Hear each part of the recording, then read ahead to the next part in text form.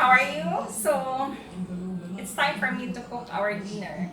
It's raining outside and I decided to cook a chicken soup. So this is one of our favorite recipe. I've been cooking this several times already and there is no fancy or preservatives to this dish. All I'm going to do is to enjoy all the spices and all the natural herbs that I found in our local market. So let's begin.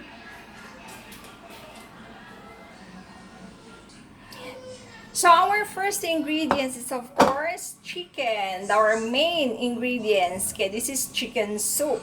So chicken, and then after that, so tadang! Here are herbs. All fresh and natural herbs and spices. So this is garlic, ginger, a onion that I cut into half moon, and this one is the white part of the head on the spring onion, the white parts, and then I have a lots of chili, and then this one, I don't know if you're familiar with this, but this is a lime leaves, and tomato, and this one is Tumeric. So, mo ni siya ang magdalagbida karon sa ato ang soup. And our soup later will be very colorful. So, see? All fresh and natural. No preservatives. Next is our lemon grass. So, I have here a 3 heads of a lemongrass in the root part, and then this one is a fresh parsley, so I cut a lot of parsley. The soup is very nice and yummy when you put a lot of parsley. And this one is a tamarind paste. So later, akuha niya siyang butangan og hot water, and then I'm going to melt this, and then when my soup is almost done, then akuha niya siyang i-pour inside my pot, and then mixed with the soup, and then the soup is very nice with a taste of, tartiness of the soup. Hey, and ang nagdalagbida, wow, this is my green papaya. Look at this, so very fresh. Napalit na ko ni sa market ganina. And I know the chicken, can you imagine the chicken with a green papaya? Oh, wow, it's very yummy. Wala na, galaway na ko. So, napa, wait lang ha. Oh my God, our favorite, malunggay. This is fresh. So, barato na kayo ni nga akong napalit sa market. It's about 150. Oh, wow, dako na kayo ihang bunch. So, mag-enjoy ko karon sa ako ang chicken soup with malunggay and papaya. So, now, let's start cooking. Yay! By the way, I forgot to tell you that my chicken, this is one whole. So, I bought this one from the wet market, and then it's clean already. So this is the entire chicken, then take out the head and the feet. So mo na ni siya ang whole chicken, which I marinated with the fish sauce, a little bit of sugar, the sesame oil. Well, this is the normal sesame oil nga akong gibutang, just only a small amount, about 1 teaspoon, just to add flavor, and a little bit of chicken powder and salt. So, gimarinate na ako for almost an hour. So now let's begin cooking. So now I have here a large pot, about 4 liters. So I'm going to switch on my fire. So high heat first. Then let's add olive oil. So I'm using olive oil all the time. It's more healthy. Yeah, olive oil is more healthy. Then let's wait until it becomes hot. Then we will pour in our spices. So it's time to add my ginger. So I have a thumb size of ginger that I cut into strips, and 1 whole bulb of garlic. Yes. the combination of these two is very nice and it's very aromatic. So just fry this until it becomes golden brown in color. Then after this, follow our red onions. The secret of having a very nice flavor to our dish is to saute our spices thoroughly, that all the aroma, the nice smells will comes out before we add the rest of our ingredients, especially the meat. Okay, all these flavors and aroma will absorb to our meat, and when we serve our food, oh wow, mo na siya ang nagdala og yummy and flavor. So kapit na mag golden brown ang ako ang garlic and ginger. Guys, humot na kaayo. So, it's time for me nga i-follow na to ato ang red onion. Then, we're going to saute this for about 2 minutes until ma-translucent ang appearance sa ato ang onion. And then, magawas na po ang yahang aroma. So guys, nakita na ninyo, translucent na ato ang onion. So this time, ato nang i-add ato ang chicken. So let's put everything inside the pot. And then just saute about 1 minute. Just to incorporate all the flavor from our spices. Kaya ang aroma ng gawas na. So sayang naman pag dili mo absorb sa meat sa chicken. So, when you eat that chicken, ma-feel gid ninyo ang yahang lasa nga nag-absorb sa meat.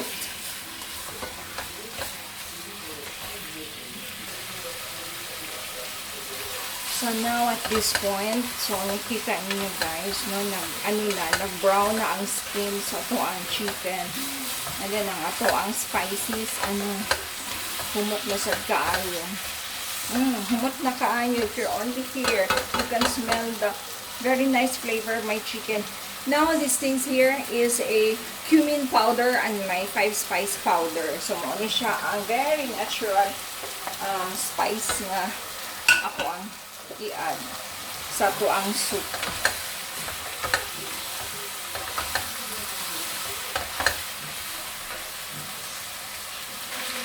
So now, it's time for me to fill in my pot with water.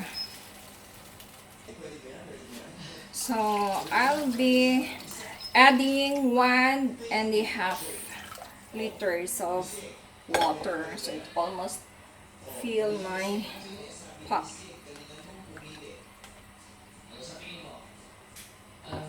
And then, it's time for me to put inside my lemon grass.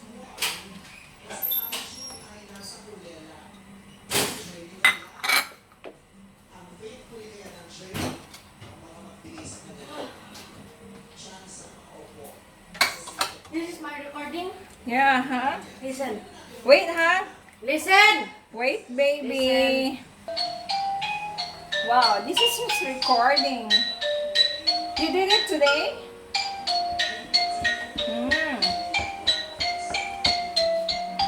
That's nice.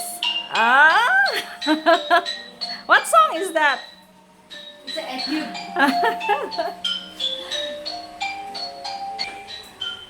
So, it's not yet done. So, niabot akong anak. Pasensya na, no? Na-distract ko sa akong gibuhat. So, I'm going to add my lime leaves and this one together with the spring onion and my tomatoes as well and my turmeric as well as my chili. So everything must put in there.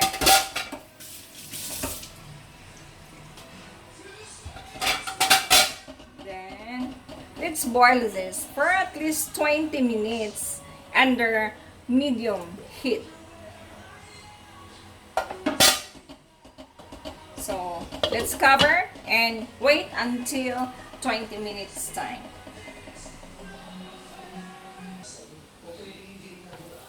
So now it's been boiling. Oh my goodness. Pagkahumot sa ako ang sabaw. Oh, sus.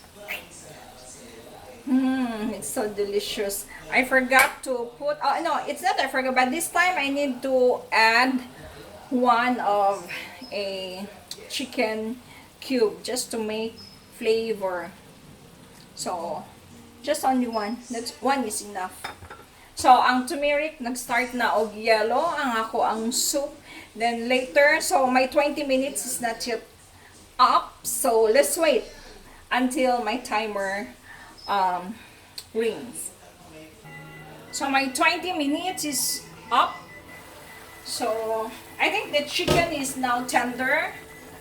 Oh, you see this? I have fish ball. So, you know, my sons, they love noodle soup. So, I'm going to reserve this for them. If they don't want vegetables, they don't want rice, so I just put soup on their bowl with noodles and meat. And that would be enough for them as their meal. So, mura og mas ano kay sila kanang Asian, no? Ang ilahang culture Asian na kaayo. Nagyapoy gamay pagka-Pinoy. So, later I need to add soup sa ilang mga bowl. And for now, yes, yellow na akong soup. I'm going to try. Kaya humot kaayo good, promise. Grabe. Very nice. So, I need to add a little amount of salt for this. Wait lang. So, I was running out of fish sauce. Supposedly, mas nice ni siya kung fish sauce ako ang i-add. But then, ang available na ako today is only sea salt. So, it's okay. That would be fine. So, I'm going to check my chicken if the meat is tender. So, it's okay. So, the fork can go in easily without pressure. So, it's okay. My chicken is cooked. The saltiness is okay.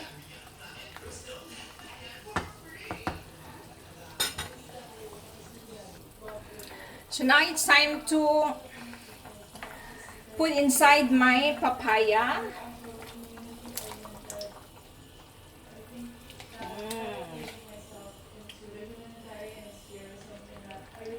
Nice. You know what, guys? My soup smells so very nice, very aromatic. You know, I can smell ang kaning usingan ani turmeric and the lime leaves is very dominant. It really had a distinct smells, distinct flavor. Mogid siya bida. Grabe. Look at the soup. The color is yellow. Hey, what? You later. Oh my goodness. I feed them ha. No. Kakita. Okay, you take. So, I need to simmer this for about 2 minutes I show again. them. Sa mukha na ko nga. Oh, God, mas nag-op. What? What's that? Your hamster. Huh? Picture of your hamster. Okay, enough. So, I think my chicken soup is cooked already. So, to give a final touch. So, first, I'm putting a little amount of white pepper.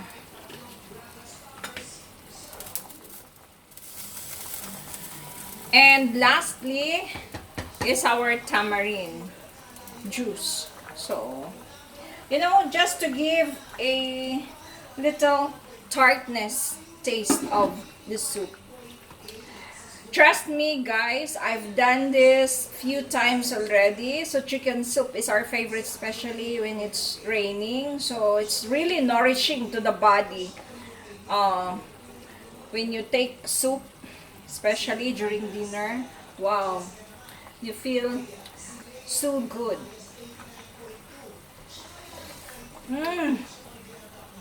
My goodness. Perfect. It's a perfect soup. So, ang ako ang kamunggay o ako ang parsley later now during dinner time kung iserve na ako. So, for the meantime, ako asang butangan og soup ako ang mga anak. Kaya mo nilang favorite.